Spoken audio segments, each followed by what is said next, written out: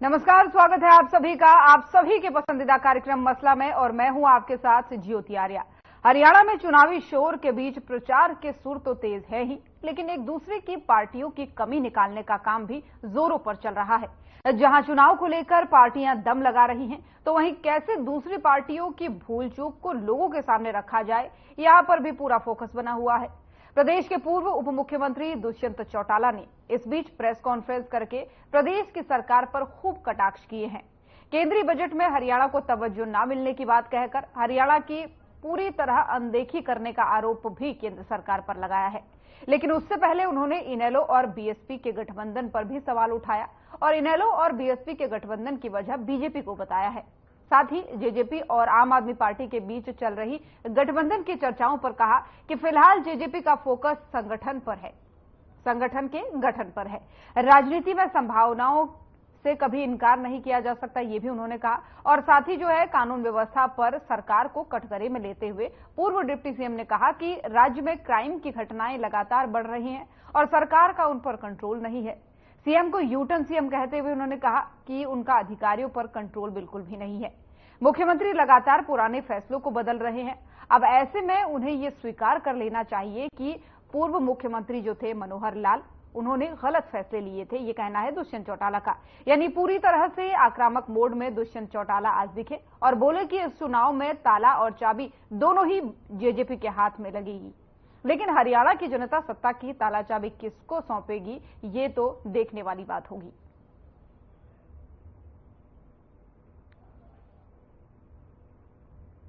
माननीय प्रधानमंत्री बारी बारी कहते हैं कि किसान को हम सशक्त बनाएंगे, आय दुगनी करेंगे। हैरानी की चीज है कि 2022 में कृषि सम्मान निधि में 11.39 करोड़ रुपया बांटा गया था और इस बार उसी केंद्र बजट में 9 करोड़ और 26 करोड़ रुपया केवल मात्र रखा गया। ये साफ दिखता है कि किसान निधि के अंदर जो 6,000 रुपये पर मंथ पर ईयर हर किसान को देते हैं, उसमें किसानों के अंदर भी इनने नंबर्स में कटौती करने का काम किया है। पहले 11 करोड़ और 39 लाख लाभार्थी थे और अब 9 करोड़ और 26 लाख लाभार्थी। वहीं जो खाद्य सब्सिडी थी 2 लाख करोड़ पिछले वर्ष थी और उससे 12 लाख करोड़ इस बार कम करी। इसका मतलब फर्टिलाइजर्स और जो अलाइड एग्रीकल्चर सपोर्ट केंद्र देती है उसमें भी कटौती करी गई। मगर एक बड़ी अनाउंसमेंट करी गई कि 5% बीसीए को जॉब्स के अंदर, शायद ग्रुप डी के अंदर आरक्षण दिया जाए। मैं हरियाणा सरकार से पूछना चाहता हूं कि वो 5% आरक्षण का प्रावधान क्या मुख्यमंत्री अलग से करेंगे या जो एग्जिस्टिंग बैकवर्ड क्लासेस का आरक्षण है उसमें से काट कर करेंगे। वहीं एक दोगली नीति भारतीय जनता पार्टी की बैकवर्ड क्लासेस के साथ जो दिखी कि एक और पर तो बैकवर्ड क्लासेस के आरक्षण की इतनी बड़ी अनाउंसमेंट हरियाणा में कर गए और उसके मात्र 16 घंटे बाद भजनलाल शर्मा सरकार ने प्रमोशन में बैकवर्ड क्लासेस को जो आरक्षण मिलता था उसको बंद करने का काम किया। जनता कितना उनको एक्सेप्ट करेगी, कितना उनको लेके चलेगी, ये तो समय की बात है। और पॉलिटिकल पार्टी तो वादा करेगी। भूपेंद्र हुड्डा कहते हैं कि बुढ़ापा पेंशन 6,000 कर देंगे। कि 10 साल मुख्यमंत्री आप प्रदेश के रहे, आपने कितनी बढ़ाई? और आज क्या ऐसा हो गया कि आपको बुढ़ापा पेंशन याद आ गई?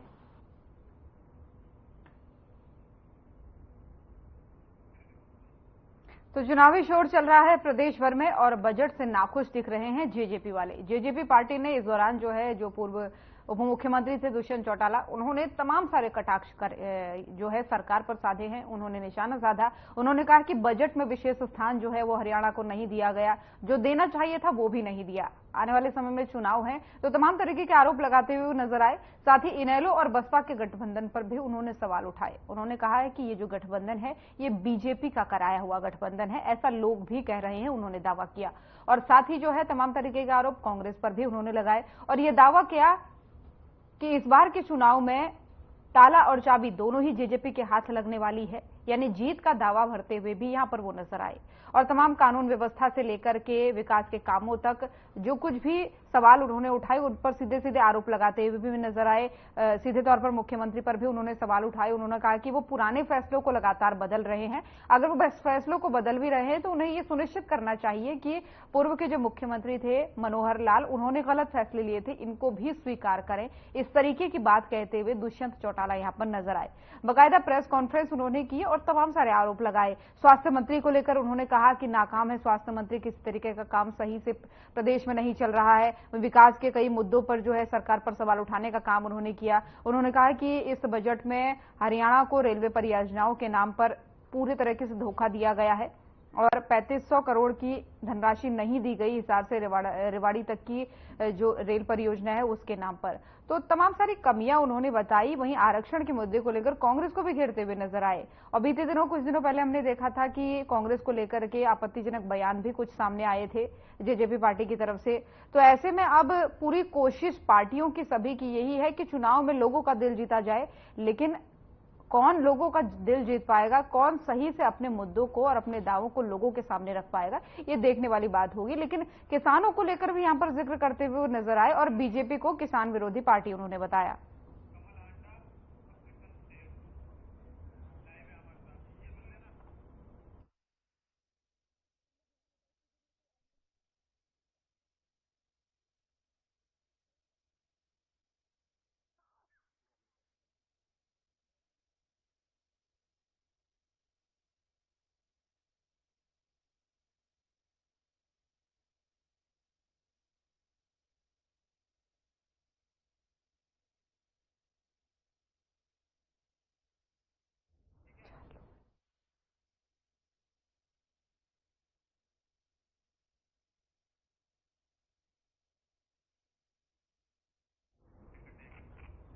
तो इन्हीं सब तमाम मुद्दों पर आज हम चर्चा करने वाले हैं। चर्चा के लिए मेहमानों का एक बड़ा पैनल हमारे साथ जुड़ने वाला है। सबसे पहले परिचय उनका आपसे करवा दूं। कमल हांडा जी प्रवक्ता कांग्रेस के तौर पर हमारे साथ जुड़ गई हैं। कृष्ण कुटेल जी प्रवक्ता इनेलो के तौर पर हमारे साथ जुड़ चुके हैं। राजवीर रोहिला जी थोड़ी ही देर में जुड़ेंगे और अश्विनी वर्मा जी जेजेपी प्रवक्ता के तौर पर हमारे साथ फोनो लाइन पर जुड़ गए हैं। आप सभी मेहमानों का बहुत बहुत स्वागत है। सबसे पहला सवाल अश्विनी जी आपसे लेना चाहूंगी, क्या मेरी आवाज आप तक पहुंच पा रही है? जी नमस्कार, पहुंच पा रही है। अश्विनी जी देखिए, तमाम सारे सवाल, तमाम सारे आरोप जेजेपी की तरफ से लगाए गए हैं सभी पार्टी पर, न सिर्फ बीजेपी बल्कि कांग्रेस, यहां तक कि इनेलो और जो बसपा का गठबंधन है उस पर भी सवाल उठाए गए। तो मेन मुद्दा क्या है? बजट में हरियाणा को विशेष स्थान नहीं मिला, ये मेन मुद्दा है? ये चुनाव के मद्देनजर ये सारी बातें कही जा रही हैं? है कि कोई एक मेन मुद्दा जिसे प्रेस कॉन्फ्रेंस का कहा जाए ऐसा नहीं है। अनेक विषयों पर आज जो है आदरणीय दुष्यंत चौटाला जी ने अपनी बात रखी है। यहाँ हम देखने वाली बात यह है कि प्रेस कॉन्फ्रेंस पिछले 3-4 महीने के जो सीएम का अभी तक का कार्यकाल रहा है उसको फोकस में लाके रखी गई है। हम ये बार बार कहते हैं कि ये जो सीएम साहब हैं असल में एक पपेट सीएम साहब हैं, कठपुतली सीएम साहब हैं। इनको चलाने के लिए, इनको चलाने वाले कोई और लोग हैं और इनकी इस बात की जो स्पष्ट झलक है वो इनके फैसलों में भी दिखाई देती है। आप देखेंगे कि जब से चुनाव आचार संहिता लगी है तब से सीएम साहब के पास एक ही काम बचा है और वो ये है कि जगह जगह जाएं, बार बार जाएं, लोगों में जाके सम्मान समारोह करें। आज आदरणीय दुष्यंत चौटाला जी ने इस बात पर विशेष तंज भी कसा है कि किस बात का सम्मान समारोह ये कर रहे हैं। जनता के बीच जाके ये बता रहे हैं कि आप पिछड़ी जाति के हो और पिछड़ी जाति के बने रहे, ये आपके सम्मान का बात है? सरकार ने ऐसा कोई काम किया हो जिसके ऊपर वो जनता के बीच जाके उनका सम्मान करे? और जिन विषयों पर वो कभी सम्मान करते नजर भी आ रहे हैं वो आदरणीय दुष्यंत चौटाला जी की पॉलिसी थी, उनके जो नीतियां थी, उनके ऊपर सरकार ने जो पिछले 2-3 साल में कदम उठाए हैं उन्हीं पर लेकर सरकार जो अपनी पीठ थपथपा रही है। असल में सीएम के पास कहने, गिनाने, करने, बताने, दिखाने को कुछ नहीं है और वो उन्हीं चीजों पर लोगों के बीच जाके सम्मान समारोह जैसे नाटक कर रहे हैं, जिस पर दुष्यंत जी ने ऑलरेडी अपना विजन क्लियर कर चुका है और सरकार में रहते हैं तो हमने काम किया है। दूसरा एक बड़ा मुद्दा है, जनता आज देख रही है कि सरकार में जैसे ही सीएम साहब सीएम सैनी बने हैं तब से उनकी पकड़ नहीं है सरकार के ऊपर, चाहे वो लॉ एंड ऑर्डर का मामला हो या दूसरे मामले हो, प्रशासनिक मामले हो।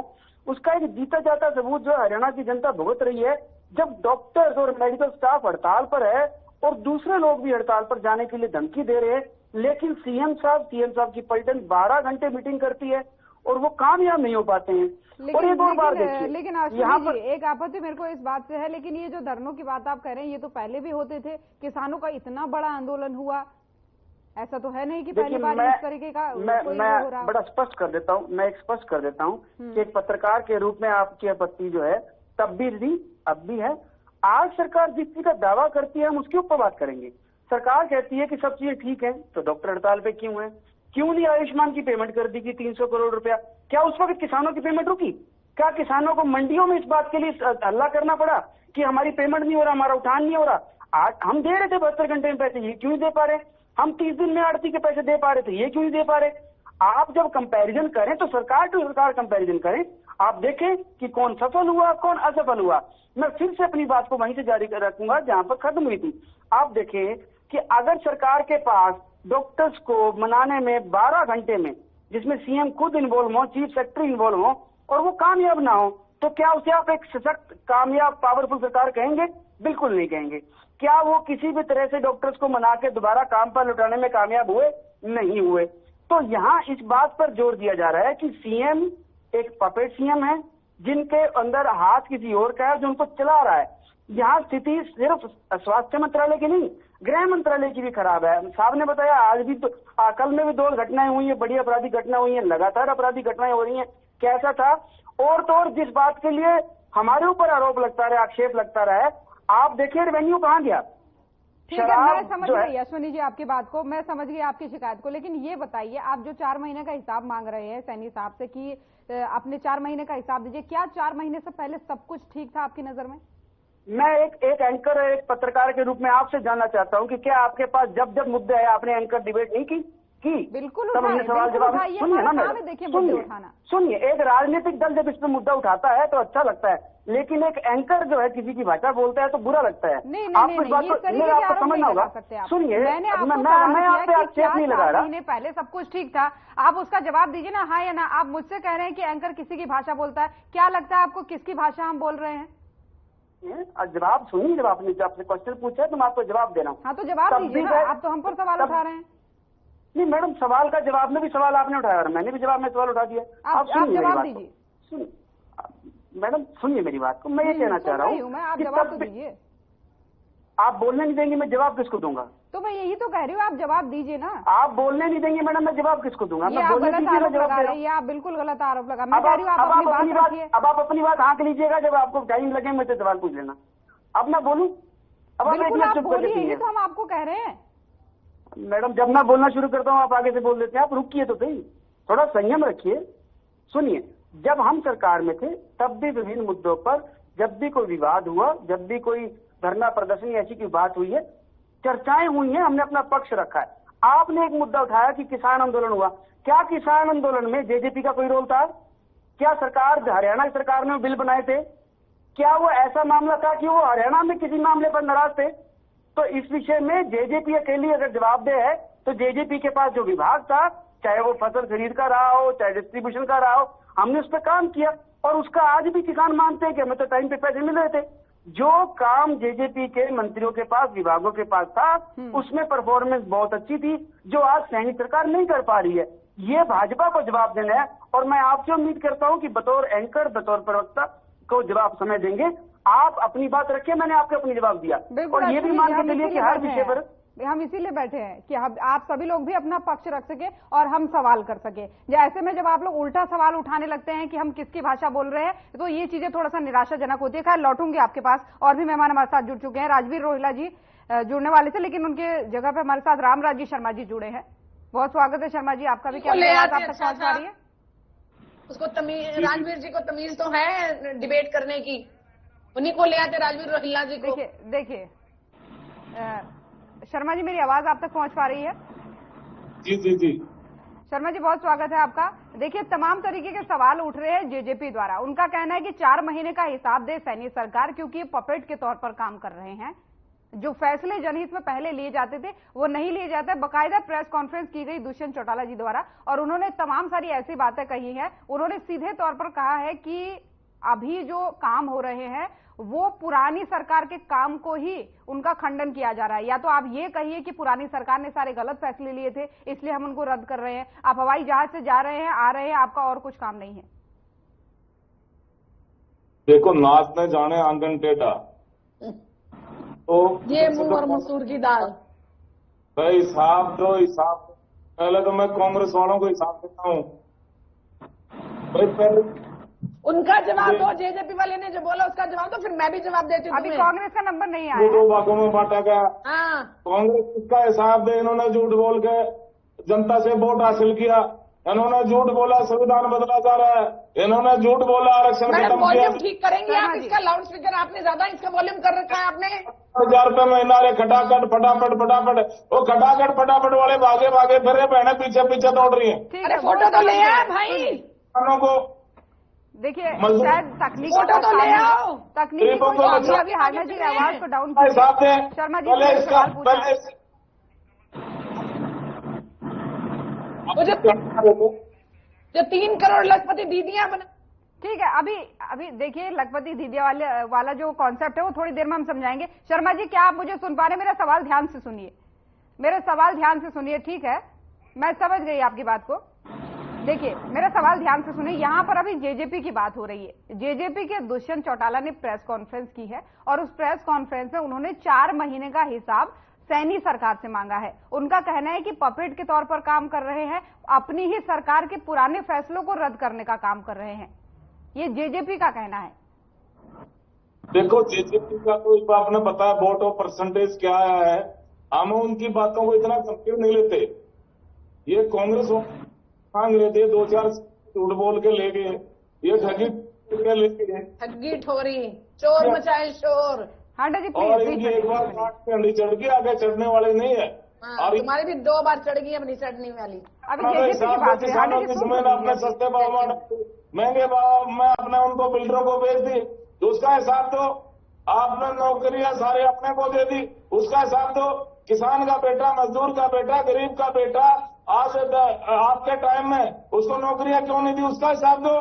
आज मेरिट के आधार पर बिना खर्ची बिना पर्ची के हम नौकरियां दे रहे हैं। आपने क्यों नहीं दी, उसका हिसाब दो। मुख्यमंत्री बनाया, आपने क्यों नहीं बनाया, उसका हिसाब दो।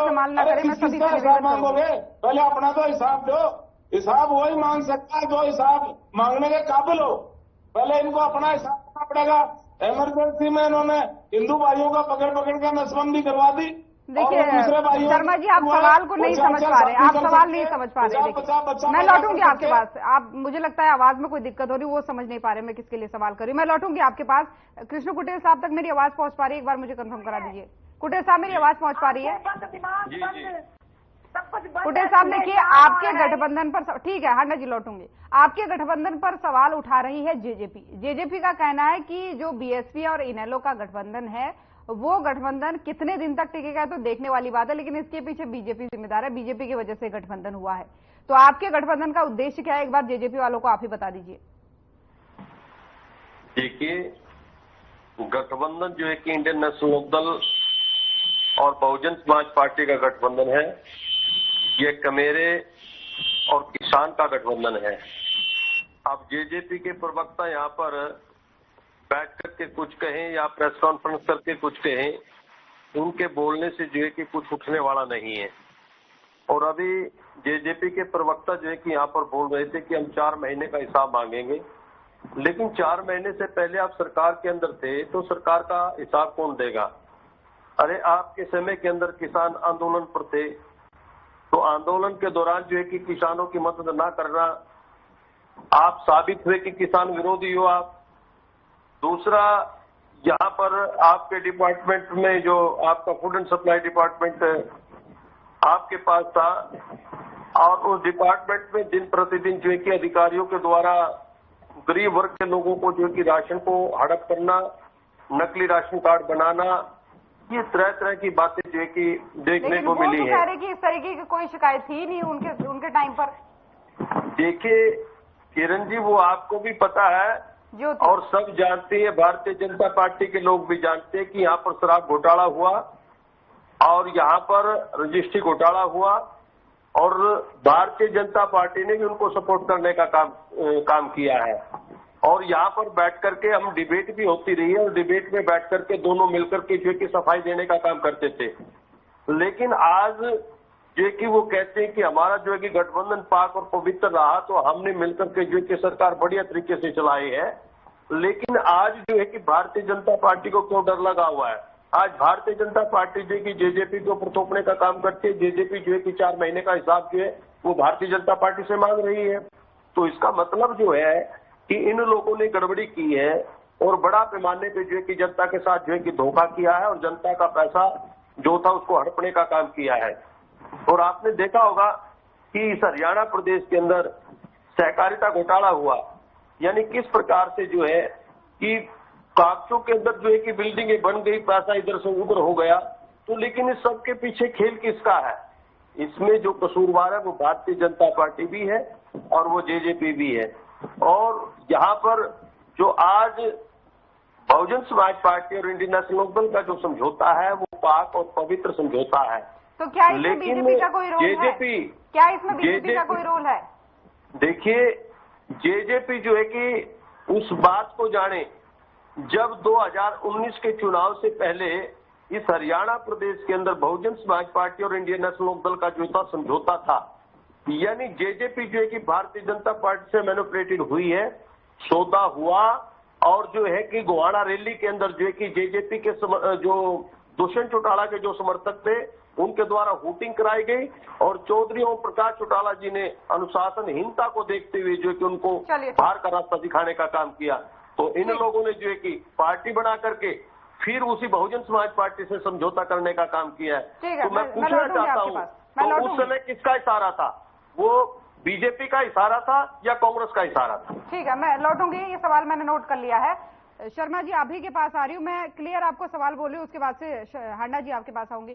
शर्मा जी देखिए, आपका जो केंद्रीय बजट आया उसको लेकर के बड़ा सवाल उठाया है जेजेपी ने। दुष्यंत चौटाला जी ने प्रेस कॉन्फ्रेंस की और कहा कि जानबूझ करके हरियाणा की अनदेखी हुई है, हरियाणा के साथ भेदभाव हुआ है, चुनाव आने वाले हैं लेकिन बावजूद उसके कोई तवज्जो उसको नहीं दी गई है। हिसार और ये रेवाड़ी वाला जो रेलवे लाइन के नाम पर धोखा किया गया है, क्यों नहीं हरियाणा को स्थान दिया गया, ये सवाल जेजेपी ने उठाया है।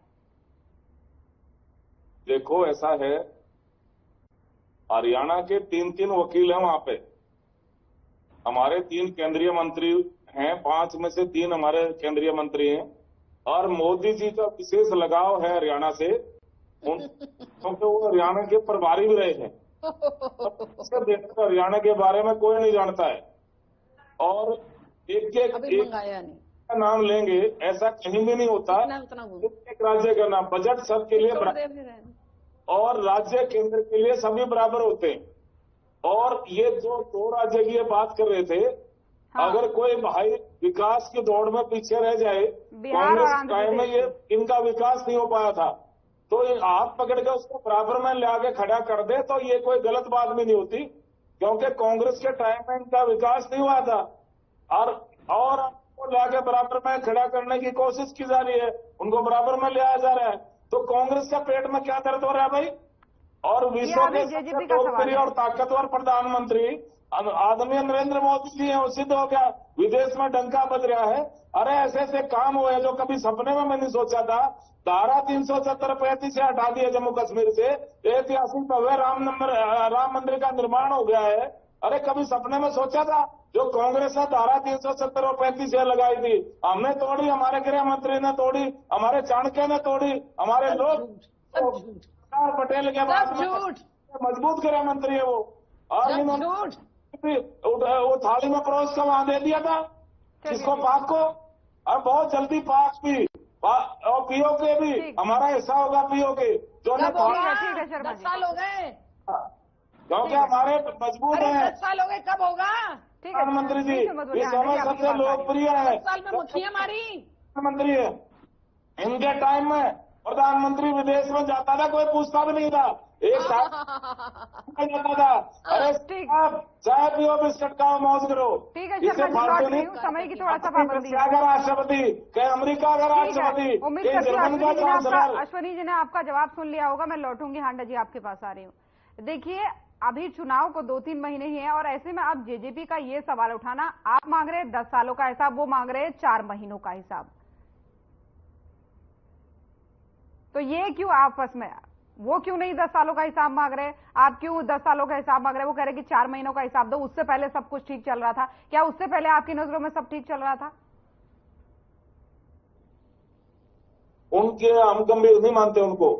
हांडा जी, तो हांडा जी से मेरा सवाल क्या जनता में कितना वोट और परसेंटेज उनका आया है, जाइए। देखिए, हम समय की उनकी बात पाबंदी को है। गंभीर नहीं लेते। हाँ, कांग्रेस 2-4 सीटें ये इन्होंने हांडा जी, मेरी आवाज आप तक पहुंच है। पा रही है? शर्मा जी, रोक रही हूँ आपको, प्लीज। देखिए, यहाँ पे समय की पाबंदी है। ये सवाल मेरा हांडा जी के लिए है। वो 10 साल का हिसाब मांग रहे हैं आप लोग कांग्रेस वाले, लेकिन जेजेपी यहाँ पर सिर्फ 4 महीने का हिसाब मांग रही है। तो ऐसा क्यों? हांडा जी, मेरी आवाज आप तक पहुंच पा रही है? मुझसे पूछा आपने ज्योति जी? जी जी, आप ही से पूछ रहे हैं। देखिए, हिसाब आप भी मांग रहे हैं और जेजेपी वाले भी हिसाब मांग रहे हैं। वो कह रहे हैं कि इस बार ताला चाबी दोनों हमारे हाथ में है, हम जीतने वाले हैं, लेकिन 4 महीने का हिसाब चाहिए। ज्योति जी, आपको नमस्कार। आपका चैनल देखने वालों को भी नमस्कार। जेजेपी और खैर प्रवक्ता को भी नमस्कार। गुड इवनिंग, सत श्री अकाल, अस्सलाम वालेकुम एंड नमस्कार। मंजिलों से कह दो भी पहुंचे नहीं हम, मंजिलों से कह दो भी पहुंचे नहीं हम, मुश्किलें तो थोड़ी बहुत हैं मगर ठहरे नहीं हम।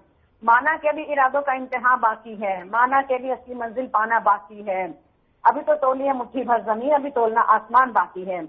जरूरतों के मुताबिक दुआ बदलते रहे जो लोग, जरूरतों के मुताबिक दुआ बदलते रहे जो लोग, खुद नहीं बदले लेकिन खुदा बदलते रहे लोग। जैसे जय श्री राम से जय जगन्नाथ हो गया, मतलब के चलते हुए। चाटुकारिता की हद देखिए इनकी, इतने ज्यादा चाटुकार है, इतने ज्यादा चाटुकार है कि नॉन स्टॉप वही रटे रटा। इनको लगता है डायलॉग बोल 370 का। इनको इस मूर्ख प्राणी को ये नहीं मालूम, मैं जवाब देती हूँ फिर 4 महीने का भी और उनका भी। इस मूर्ख प्राणी को ये नहीं मालूम कि 370 अभी भी वहीं पर है, उसमें टाइम टू टाइम चेंजेस होते रहे हैं। और 374 हिमाचल में भी है, नॉर्थ ईस्ट के कई स्टेट्स में है। पाक ऑक्यूपाइड कश्मीर लाएंगे 10 साल हो गए तो मक्खियां मार रहे थे 10 साल ये। और 3 करोड़ लखपति दीदियों को पैसे देने, तो वो भी तो भागी भागी फिर रही है। हमारी तो आपके केंद्र में भी सरकार, राज्य में भी सरकार, क्यों नहीं बनाई लखपति दीदी? क्यों नहीं बनाई लखपति दीदी? अब सुनिए, ये कहते विश्व के सबसे ताकतवर प्रधानमंत्री। तो मैं एक छोटा सा उदाहरण देना चाहूंगी ज्योति जी। जैसे ही राहुल जी,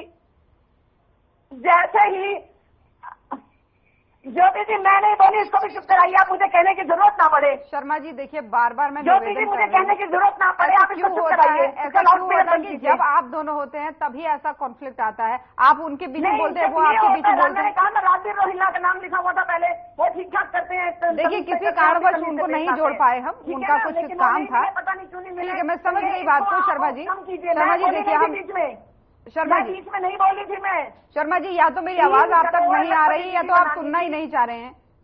देखिए, 4 लोग जुड़े हैं, चारों लोग अपनी अपनी बात रखें, अपनी पार्टी का प्रतिनिधित्व करें और शांति से इस डिबेट को करें, खत्म करें। अब एक दूसरे के बीच में बोलेंगे तो ये क्या दर्शाता है? बताइए, क्या दर्शाता है?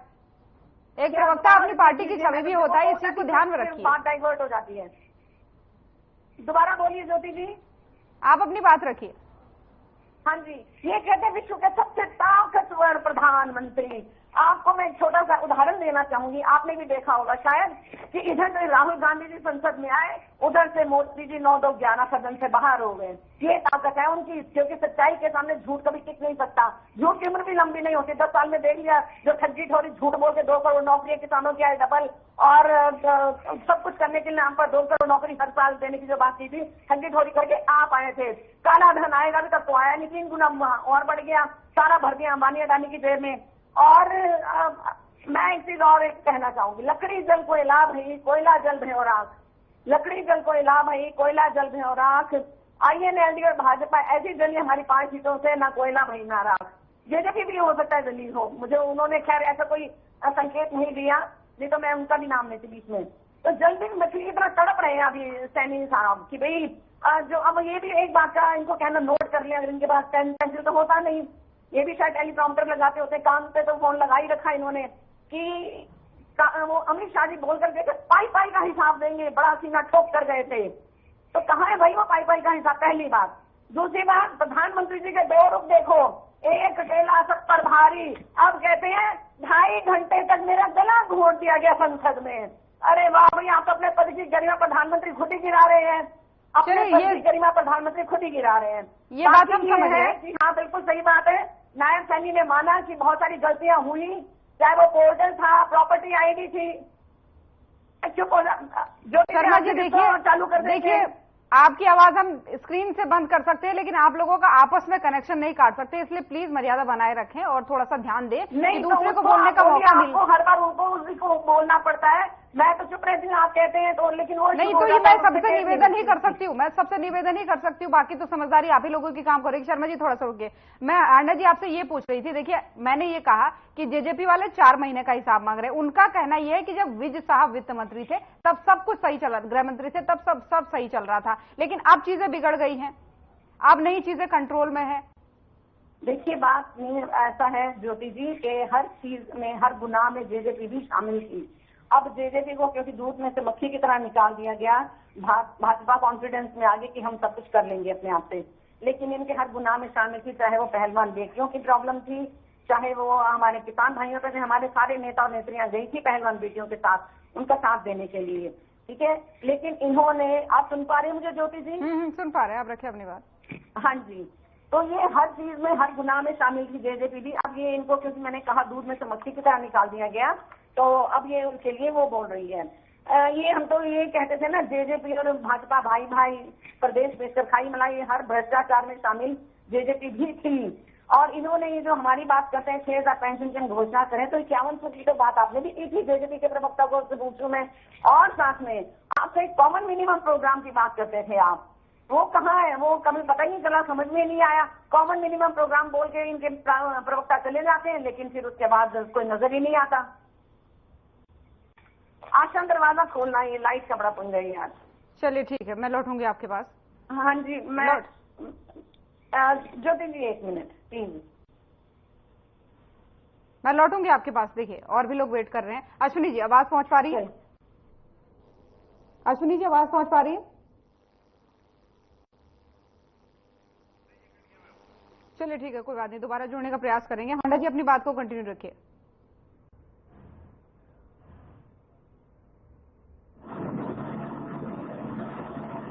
चलिए कोई बात नहीं, दोबारा आपसे भी जोड़ने का प्रयास करेंगे, तकनीकी खामी है, आवाज में कुछ दिक्कत आ रही है। शर्मा जी आवाज आप तक पहुंच पा रही है? जी जी जी ज्योति जी। शर्मा जी अपना विजन इनको क्लियर बताइए, क्योंकि काफी सारे कंफ्यूजन है सभी पार्टियों के अंदर। वहां वो 4 महीने का हिसाब मांगते हैं जेजेपी वाले, कांग्रेस वाले 10 साल का हिसाब मांगते हैं, इनेलो वाले कहते हैं कि भाई इस बार तो हम ही आने वाले हैं, उधर इस जेजेपी वाले तो ये तक कहने लगे कि इस बार ताला भी हमारे हाथ में, चाबी भी हमारे हाथ में है।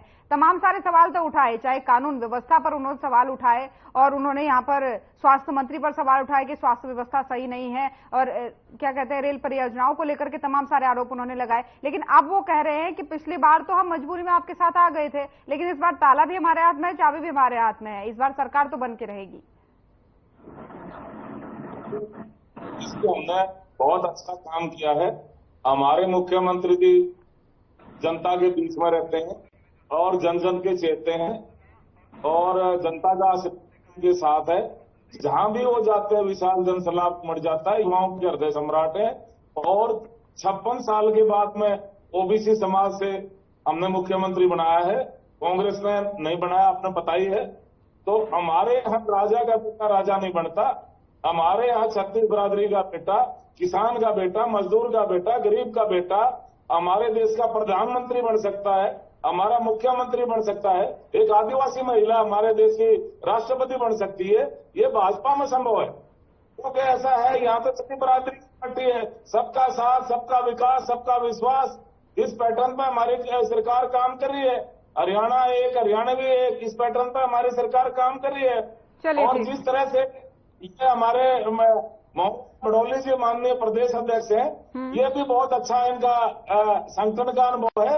हमारा संगठन भी बहुत मजबूत है, बूथ लेवल पर हमारी कमेटियां गठित हो गई हैं, और जिस तरह से हमारे कार्यकर्ता मजबूत हैं, तो निश्चित तौर पर हमारी सरकार आएगी और जय तोले जनता जनार्दन का आशीर्वाद है। तीसरी बार हमारी सरकार बनने जा रही है और दूसरी बार देखने वाली बात होगी, इसके लिए इंतजार है। ये इसके बारे में अभी कुछ कहा नहीं जा सकता। किया है। अश्विनी जी के पास एक बार फिर से जाना चाहूंगी। अश्विनी जी, आवाज पहुंच पा रही है? जी पहुंच पा रही मैडम। अश्विनी जी, देखिए, इस बार आपके तरफ से दावा किया गया है कि ताला भी हमारे हाथ में, चाबी भी हमारे हाथ में है, सरकार हमारी ही बननी है। तो इसको लेकर आपकी तैयारी क्या है, आपके एजेंडे क्या है इस बार के चुनाव में? देखिए, दो बातें मैं बड़ा क्लियर कर देना चाहता हूं, क्योंकि जो ये कहा गया है, पिछली बार हमने कहा था कि जो विधानसभा का ताला है वो हमारी चाबी से खुलेगा। निश्चित ही हम एक नई पार्टी थे और उस वक्त ये बात हमारे लिए कहना बहुत बड़ी बात थी और हमने वो साबित करके दिखाया। लोग हम पर विश्वास किया, लोगों ने हमें जिताया और हम विधानसभा का जो है पार्ट बन पाए।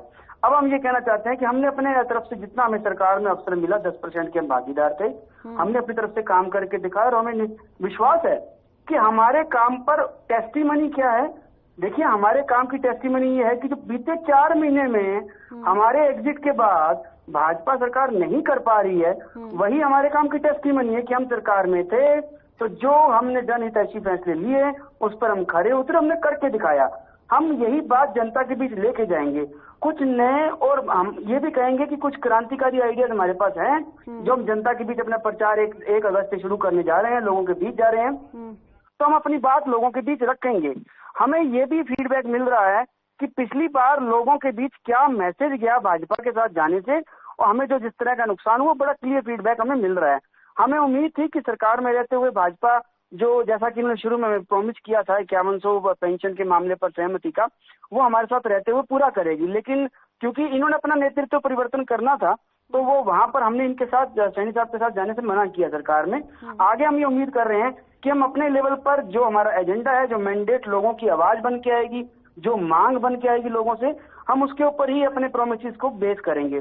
एक बड़ी बात मैं यहाँ पर बड़ी स्पष्ट कर देना चाहता हूँ कि जेजेपी की तरफ से जितना भी मैनिफेस्टो को लेकर बात की गई है, मैं बाकी सभी पार्टियों को चुनौती देता हूँ कि अगर वो हमारे बराबर के किसी मैनिफेस्टो के ऊपर चर्चा भी कर जाएं, यहाँ चर्चा प्रैक्टिकलिटी की भी है, यहाँ चर्चा डिलीवरेंस की भी है और यहाँ चर्चा आगे बढ़ के उसको और बड़ा करने की भी है। आज चाहे कोई भी वादा कर रहे हो, भूपेंद्र सिंह हुड्डा ने वादा किया कि हम 6000 रुपए पेंशन देंगे। भाई साहब, आपने 10 साल सरकार चलाई, आपने तो नहीं दिया। आपने बढ़ाया ही कितना, यही बता दीजिए। या आपकी बाकी राज्यों में सरकार है कांग्रेस की, वो कितना दे रहे हैं? वो कह रहे हैं कि हम प्रति सिलेंडर 400 रुपए 500 रुपए जितने का भी देने की बात कर रहे हैं। इनके टाइम पे तो सिर पे नाच रही थी महंगाई, तब उन्होंने नहीं दिया सब्सिडी। अब ये कैसे कह रहे हैं? और अगर ये कह रहे हैं तो बाकी राज्यों में कांग्रेस क्यों नहीं कर पा रही है? तो कांग्रेस का आज के दिन तो हरियाणा में जैसे गांव के अंदर एक कहावत होती है कि एक बार मुझे मेरी भैंस मिल जाए फिर मैं भोले को भी देख लूंगा, तो ये उसी तरह का हालत कर रहे हैं भाजपा कांग्रेस वाले। लेकिन कांग्रेस वाले तो ये कहते हैं अश्विनी जी कि बीजेपी के जितने भी गुना है उसमें बराबर की हिस्सेदार जेजेपी है। अब ये देखिए, पता क्या, ये बड़ा एक आसान सा जुमला होता है। इस हिसाब से कांग्रेस को तो कभी सरकार में आना नहीं चाहिए। आप देखें, हजारों एकड़ जमीन सीएलयू के धांधलेबाजी में अपने भाई भतीजे दोस्त मित्र प्रॉपर्टी डीलरों को ट्रांसफर कर देने वाला सीएम क्या दोबारा प्रदेश की सेवा कर पाएगा? आप जब कोई किसी के ऊपर एक उंगली कोई पार्टी उठाती है तो निश्चित ही 4 उंगलियां उसकी तरफ उठती हैं, अपनी तरफ मुड़ जाती हैं। यहाँ से संकेत ये मिलते हैं कि भूपेंद्र सिंह हुड्डा के पास खुद के कहने के लिए वही बातें हैं, वही दावे हैं, वही प्रोमिसेज हैं जिनके ऊपर ऑलरेडी बीजेपी के साथ जाने से पहले हमने ऐलान किया था। हम आज भी ये कहते हैं कि हम दोबारा सरकार का आएंगे तो दोबारा जो है लोगों के पास डिलीवर करेंगे। हम छोटी पार्टी थे, छोटा हिस्सा थे सरकार के अंदर, तब भी हम डिलीवर कर पाए। हमने अपने लेवल पर जो सुधार किए, इतने जेंटल जो डिसीजन थे कि भाजपा के पास आज इनको चलाए रखने के लिए, मैं फिर से बड़ा क्लियर और ऑन अथॉरिटी बोल रहा हूं कि भाजपा के पास वो सिस्टम चलाए रखने के लिए माइंड भी नहीं है इस वक्त। आप समझे, क्या सीएम ने सीएम रहते हुए वर्तमान में कोई बड़ी एक रिव्यू मीटिंग ली किसी भी डिपार्टमेंट की? नहीं ली। लॉ एंड ऑर्डर की धज्जियां उड़ गई। क्या उन्होंने बुला के कभी बड़ी मीटिंग ली? नहीं ली। वो जब भी मीटिंग लेते हैं अपने टॉप के 2-3 अधिकारियों से लेते हैं और वहां से उनको जो फीडबैक दिया जाता है स्पून के जरिए वो लेके चल पड़ते हैं। यहाँ से सुधार नहीं हो पा रहा। हम जो बात कर रहे हैं, हम आपको एक थिंकिंग नेतृत्व देने की बात कर रहे हैं, हम युवा नेतृत्व देने की बात कर रहे हैं, हम इनोवेटिव विचारों की बात कर रहे हैं। हम ये कहेंगे, हम ये नहीं कहते कि हम आपको कोई चांद धरती पे ले आएंगे जैसा हुड्डा साहब दावा करते हैं बार बार। हमारा मकसद है कि आपके बीच जाएंगे, आपने जो लोगों ने जो समस्या अपनी बताओगे, वही हमारा अल्टीमेटली आपके प्रति वादा होने वाले उन समस्याओं को हल करने का। चलिए, एक बहुत महत्वपूर्ण सवाल और है। ठीक है, मैं समझ गई आपके बात। एक बहुत महत्वपूर्ण सवाल ये है कि आपने दुष्यंत चौटाला की तरफ से एक बयान आया था, उन्होंने कहा था कि जो गठबंधन हो रहा है इनेलो और बसपा का, ये कितने दिन टिकेगा ये तो पता है नहीं, लेकिन बीजेपी की वजह से हो रहा है। तो वो वजह क्या, सकारात्मक नकारात्मक, किस तरीके से ये बयान दिया गया कि बीजेपी की वजह से हो रहा है, बीजेपी के खिलाफ गठबंधन हो रहा है इसलिए, या फिर कोई और कारण? मैं उसमें दोनों जो पहलू उस पर आपको बड़ा क्लियर कर देना चाहता हूँ। आज के दिन बीएसपी जो राष्ट्रीय स्तर पर जिस तरह की उनकी पॉलिटिक्स रही है, ये मेरे कहने, जेजेपी के कहने, हरियाणा के किसी व्यक्ति के कहने की बात नहीं है। राष्ट्रीय परिप्रेक्ष्य में बीएसपी आजकल वही कदम उठाती है जिसपे बीजेपी का वोट मजबूत हो। जहां जहां बीजेपी को वोट कटवाने की दिक्कत होती है, वहां बीएसपी को वो अपना तवज्जो दी जाती है। आज के दिन भी अगर देखें, बीएसपी ने पिछले जितने भी 4-5 गठबंधन किए हैं हरियाणा के अंदर, उनमें से फ्रूटफुल कुछ भी नहीं रहा। मैं तो ये कहूंगा चुनाव तक नहीं पहुंच पाए वो गठबंधन। तो यहां से संकेत क्या मिलता है कि अगर चुनाव तक पहुंचे भी तो वो एक वोट का पूल तैयार हो जाएगा। मान लीजिए आईएनएलडी का 1% हो, बीएसपी का 3-4% हो, तो वो कभी भी कोई चैलेंजिंग पोजीशन में आने की स्थिति में नहीं है वो लोग। तो वो जो 4% या 5% का वोट का एक सेगमेंट तैयार होगा, पूल तैयार होगा, वो अल्टीमेटली एंटी गवर्नमेंट तैयार हो रहा है। तो एंटी गवर्नमेंट वोट का स्प्लिट होने से बीजेपी को फायदा होगा। तो ये इसीलिए बीजेपी ने करवाया है ये। लेकिन इस बार कांग्रेस का तो ये भी कहना है कि भाई सबसे मजबूत पार्टी हम ही हैं, यहाँ पर हमारा सीधा जो आमना सामना है बीजेपी वालों से है। तो ऐसे में आपको कहा देखते हैं? मैं कांग्रेस की किसी भी बात की पुनरुक्ति करके अपने आप को खराब नहीं करना चाहता। मैं आपको स्पष्ट कर देता हूं कि कांग्रेस पहले खुद एक साथ एक इकट्ठे होकर सभी मंच पे आ जाएं, तभी जनता के बीच मैसेज जाएगा ना कि वो सरकार बना रहे हैं। आप देखें, नई बनी हुई सांसद शैलजा कुमारी किसी भी मंच पर ये कहने से नहीं हो सकती कि किरण चौधरी का पार्टी छोड़ के जाना ठीक था। अब आप बताएं कौन सी कांग्रेस की बात कर रहे हैं? आज आपने एक ग्राफिक इनकी तरफ से जारी हुआ, जो शैलजा कुमारी एक यात्रा निकाल रही है, उसमें एक रणदीप सुरजेवाला है और एक वीरेंद्र सिंह है। उसमें इनके प्रदेश अध्यक्ष की फोटो नहीं है, हुड्डा की, पूर्व सीएम की, या जो सीएम इन वेटिंग है उसकी फोटो नहीं है। तो कांग्रेस जब एक ही नहीं है तो एक सरकार लाने की बात कैसे कर सकते हैं? कांग्रेस के ऊपर हंसी आती है इस वक्त। ठीक है अश्विनी जी, लौटूंगे आपके पास। हांडा जी, फिर से आपके गठबंधन पर, आपकी एकता पर, आपके नेताओं पर, आपके संगठन पर सवाल उठ रहे हैं। चलिए, मैं बात कहूंगी कि छाल तो बोले, छलनी भी बोले, जिससे 72 थे, जिनके परिवार में फूट हो गई वो हम पर उंगलियां उठाते हैं तो 3 उंगलियां होती है, चौथा अंगूठा होता है। आप कहते हैं ना 4 उंगलियां अपनी तरफ से उठती है तो 3 तो उंगलियां होती है, एक अंगूठा होता है। इसका भी ध्यान रख लीजिए। जमानत जब्त पार्टी, आपका क्या हाल हुआ? लोकसभा में आप 10 की 10 जीतने का दम भर रहे थे। 5 रुपए में जाके देखिए, जहां जहां पर हमारी पूर्ण बहुमत से सरकार है वहां पर 500 का सिलेंडर मिल रहा है या नहीं मिल रहा। जो हमने वायदे किए वो हमने पूरे किए हैं या नहीं किए, जहां जहां हमारी सरकार है स्टेट में। और जहां केंद्र जो हमारी लखपति बनाना था, 8.5 लाख बहनों को देना था या महिलाओं को देना था, वो तब पॉसिबल था जब हमारी केंद्र में भी सरकार आ जाती। कोई बात नहीं, 2-4-6 महीने की बात और है, क्योंकि अभी दिल्ली में भी बड़ा बवाल हो गया है। दिल्ली में बवाल ये हो गया है कि वहीं के वाईआरएस, जिनको खत्म करने का काम किया मोदी जी ने, और क्योंकि इनका काम यही है भाजपा का, जो इनको सपोर्ट करता, यूज एंड थ्रो करते हैं, और उन्होंने इनको भी फेंक दिया जेजेपी को, जमानत जब्त पार्टी को। और इन्होंने कहा कांग्रेस की पुनरावृत्ति होगी तो मतलब फिर मेरे को बताना, अरे भाई मैंने बताया ना, आप अपने परिवार को भी तो संभाल लीजिए। 2 आपके सुप्रीमो जेल में रह के आए 10-10 साल, आपको वो तो समझ नहीं आता। बिना सोचे समझे कैसे आप ये बात बोल देते, मुझे समझ नहीं आती। और मैं एक बात ये भाजपा के प्रवक्ता को बोलना चाहूंगी कि वो तो पक्की बात है कि ये इनेलो क्योंकि भाजपा के साथ सरकार बनाती रही है, बसपा ने भी वोट कटवा पार्टी वो बनने का काम किया यूपी में, ठीक है, जहां पर हम 30-40 हजार के अंतर से जीते 27-28 लाख वोटों में से। तो वहां पर बसपा ने वोट काटे, क्योंकि वो इनके जो है क्या कहते हैं, गन पॉइंट पर है वो मायावती, क्योंकि उसके पास अपूर्व संपत्ति है। भाजपा के पास तो खैर बहुत ज्यादा संपत्ति है, और इनके लूटा है इन्होंने चंदा चोरी से और वसूलखोरी से और टैक्सों से, इन्होंने जनता की महंगाई से कमर तोड़ दी। लेकिन साथ में इनके वो भी है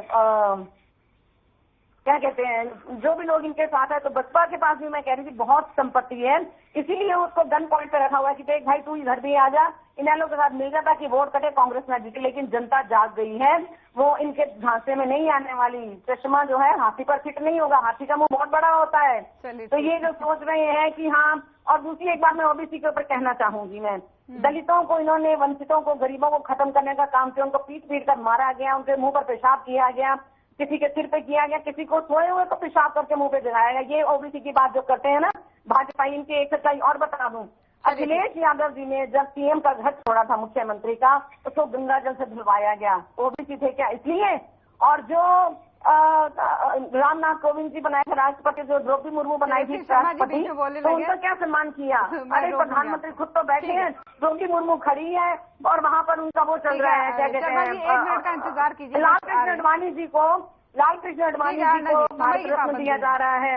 फिर राम समझ रही हूँ आपकी बात को। देखिए, समय की पाबंदी है, रोक रही हूँ मैं। कुटेल साहब आपके पास आना चाहूंगी, उसके बाद शर्मा जी आपके पास आऊंगे। कुटेल साहब, अश्विनी जी के सवाल का जवाब तो दीजिएगा ही, जो उन्होंने कहा इनडायरेक्टली। उन्होंने कहा कि बीएसपी आजकल जिसके पास भी जा रही है वो क्यों जा रही है बहुत अच्छे से पता है। और दूसरा, इनका भी यही इशारा है हांडा जी का कि बीजेपी ने कहा है इसलिए ये काम हो रहा है, कांग्रेस का वोट कटे। तो कैसे दोनों के सवालों का एक सटीक जवाब देंगे? देखिए ज्योति जी, आज इस हरियाणा प्रदेश के अंदर की है, मुश्किलें हैं, कोई बात नहीं।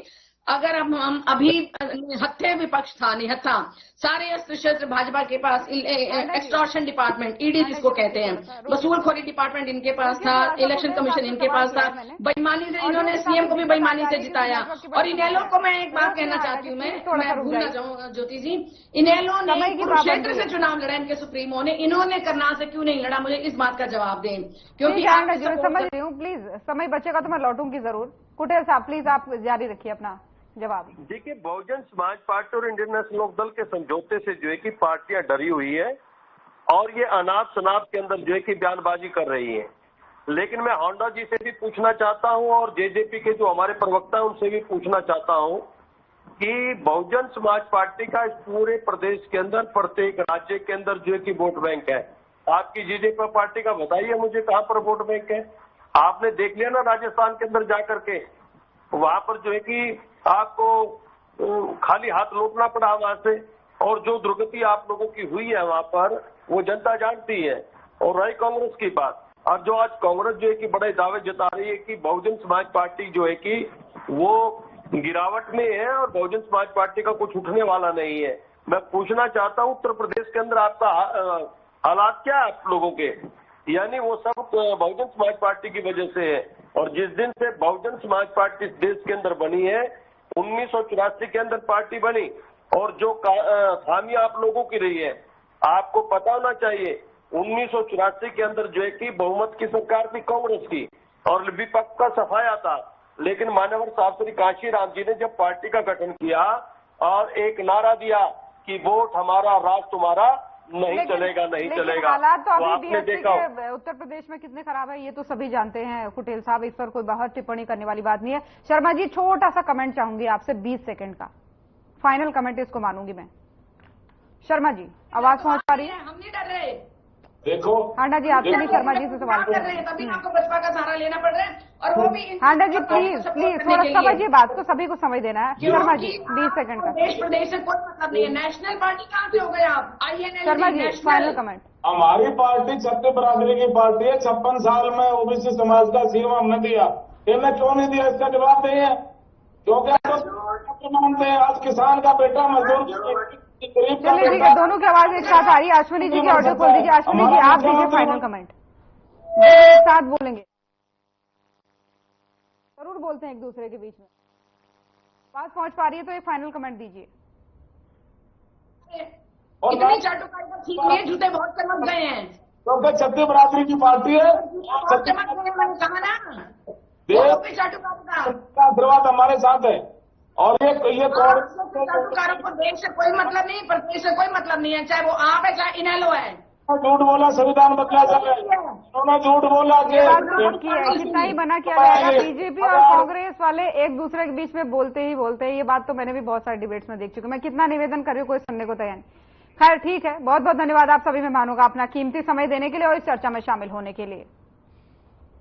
तो चुनाव के मद्देनजर अब सभी पार्टियों ने कमर कस ली है, अपनी अपनी तैयारियां की जा रही है, लगातार बैठकों के माध्यम से जो है अपने अपने कार्यकर्ताओं को तैयार किया जा रहा है। इस बीच जो है जेजेपी पार्टी ने एक प्रेस कॉन्फ्रेंस की और दुष्यंत चौटाला ने कई तरीके से सरकार को घेरने का काम किया और तमाम सारे सवाल खड़े किए। फिलहाल आज के मसले में इतना ही। नमस्कार।